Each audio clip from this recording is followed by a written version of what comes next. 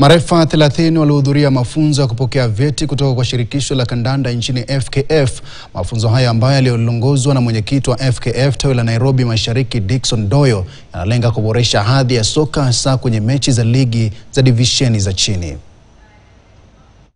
Work na practicals, so tuko na jigawa, sometimes tunakuwa class, tunasoma laws of the games, like kama referee unakimbia aje kwa field. Nilijitolea kuja kutrain ili nikaweze kuwa na zile sheria kichwani na ninapochezesha mpira nijue kwamba nachezesha kwa haki na kweli. We need referees, we need female representation. So I urge all the ladies out there, if you are a former player, if you are retiring very soon, this is the place to be. Wazungumzia mambo integrity wakati wanaenda ku-officiate matches zao, wakishe wana serve high level of integrity, and through that nafikiria ni kitu yenye nazungumziwa mpaka kwa wachezaji, si kwa mareferees peke yake, pia makocha wanazungumziwa, so lazima sisi tusitize kama viongozi.